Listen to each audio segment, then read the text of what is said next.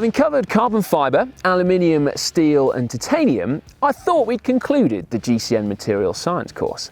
But no, thanks to a company called Allite, magnesium is now in the syllabus. Magnesium is, by mass, the 9th most abundant metal in the universe. It's the 4th most abundant on planet Earth, and in fact, an incredible 13% of the mass of Earth is actually magnesium. It's also the 3rd most commonly used structural metal. So why then are so few bikes, any bikes in fact, made out of the stuff?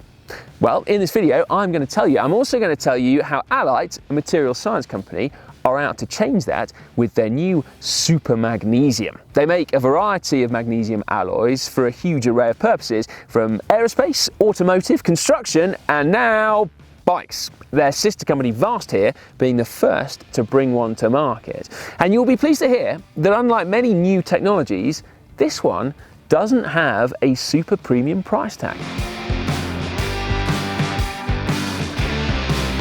While there aren't really any magnesium bikes in production until this one, it wasn't always thus. In fact, there have been some quite notable magnesium bikes over the years. The Kirk Precision that John took a look at a few weeks ago, and the Pinarello Dogmas, in fact, from the mid-2000s were also made of magnesium, one of which won the Tour de France in 2006 under Oscar Pereiro. However, it is fair to say that magnesium as a frame material has never really caught on. One of the fears about it is that rather than catching on, it might just catch alight. In fact, let's tackle that elephant in the room first, shall we? I don't remember much from my chemistry days at school, but I do remember vividly setting fire to magnesium. Oh yes. However, you need not fear that your new steed might spontaneously combust, because what you might remember from high school is actually burning magnesium powder or magnesium ribbons, which are easy to set alight and burn, well, really quite spectacularly. In bulk, magnesium is much harder to set alight, and actually this specific alloy, AE81, when it gets to temperatures in excess of 600 degrees C, rather than catching fire, will just melt like any other metal. Although, I'll be completely honest, that doesn't really concern me, because I don't actually like riding in temperatures quite that hot.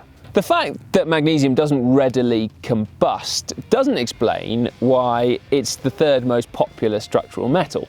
What does is its density. Magnesium is light, really light. In fact, it has a density of just 1.73 grams per centimetre cubed, making it about 75% less dense than steel and 33% less than aluminium. Take this frame set as an example. It weighs just 1,190 grams, which makes it roughly equivalent to a similar carbon fibre frame set. Similar one being, of course, a gravel-specific frame set like this one.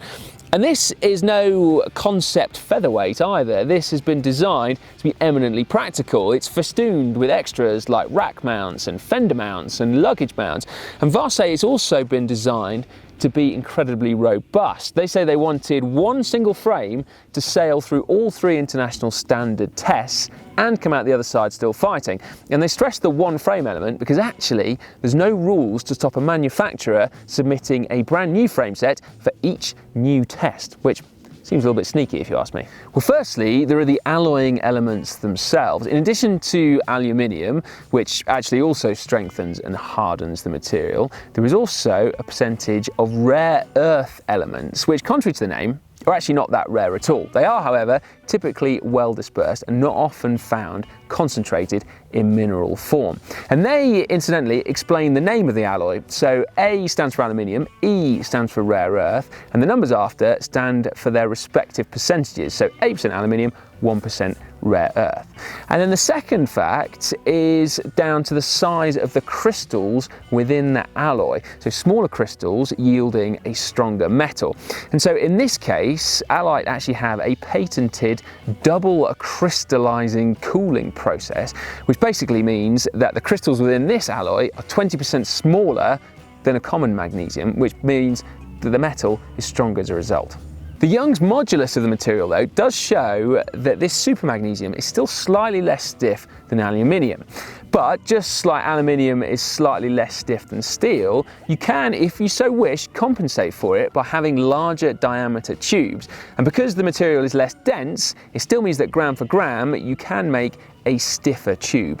As I said at the beginning, magnesium bikes have existed before, but not for long. And sometimes literally. And that's because one of the historical problems of magnesium bikes has been corrosion. So what then have Vaast done to ensure that that doesn't happen to their new gravel bike? Well, firstly, one part comes down to the material itself. Firstly, you need to reduce the level of impurities in there because the presence of elements like copper and iron will greatly increase the propensity of magnesium to corrode. And then secondly, the inclusion of those rare earth elements in this particular alloy will also improve the corrosion resistance. And when you combine the two in super magnesium, apparently it's about on a par with aluminium for its propensity to corrode. Then the second thing is that once the frame's been made, Vaast coat it in plasma electrolytic oxidation. So basically the frame is dunked inside a special bath, and then that leaves a ceramic coating over the frame, both inside and outside of the tubes. And apparently that is a really hard wearing coating. Leaving aside the structural properties of the metal for 1 minute, one of the ace cards for me is the environmental sustainability of this material. And it's not something that's often talked about in cycling, but actually a lot of the products we use are pretty horrific for the environment. Take carbon fibre, for example. It's got an incredibly high environmental cost of production, and actually once it's made, it's virtually impossible to recycle it in any meaningful way. This one, however, takes 40% less energy to produce than aluminium, and it can be completely recycled, apparently, at the end of its life.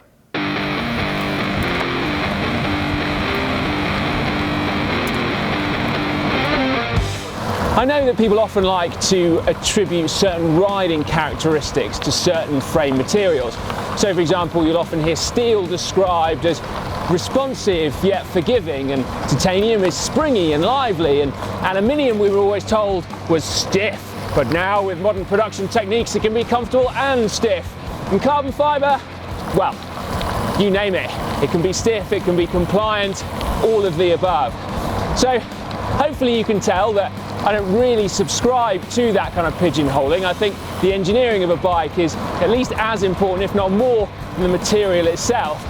But I can also appreciate that you'd probably like me to try and explain what magnesium feels like.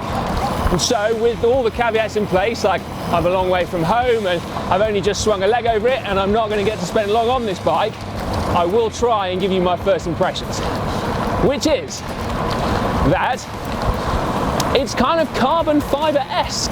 Like, it's very torsionally stiff, which is a good thing. The handlebars very much feel like they're connected to the same machine as the saddle, and you get out of the seat and it's very responsive.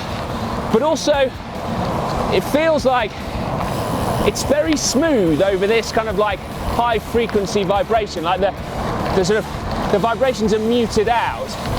And it may well be that it's because I'm using aluminium wheels and I'm often used to stiffer carbon ones, or the fact that I've got nice big 38C tyres, but it could be due to the frame material itself.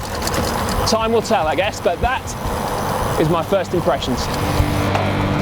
I said at the beginning of the video that this new technology doesn't come with a super premium price tag, and so as an example, this Vaast A1 gravel bike with a Shimano 1x GRX group set is retailing for about $2,500. Now, there is a huge spectrum of gravel bikes to compare it to, but for my money, I'd say it's probably a shade less than a comparable carbon fibre framed bike, and actually that means less than a bike of an equivalent weight, which I think is pretty exciting actually. The spec on here, as you can see, we've got Stan's wheels, 700C on this particular one, although there is a 650B option, which is where you have that smaller diameter rim, remember, where you fit correspondingly wider tyres to. We've also got a Praxis carbon crankset on here, which, very interestingly, attaches to the frame via a T47 bottom bracket, which is where you get a threaded bottom bracket shell, but it's a wider diameter, so you can fit 30mm spindle cranks in there with proper size bearings. So yes, it is a new bottom bracket standard, or newish, but it's definitely one that we should all be getting a bit excited about. So there we go, there is your Vaast A1 gravel bike made out of Allite AE81 Super Magnesium. Do make sure you get involved in the comment section. Let us know what you think about magnesium. Is it a new horizon in bike frame materials? I'd be very interested to hear your thoughts. If you would like to catch up on some of those previous episodes in the GCN Material Sciences course, then why not click on screen now? You get through to titanium.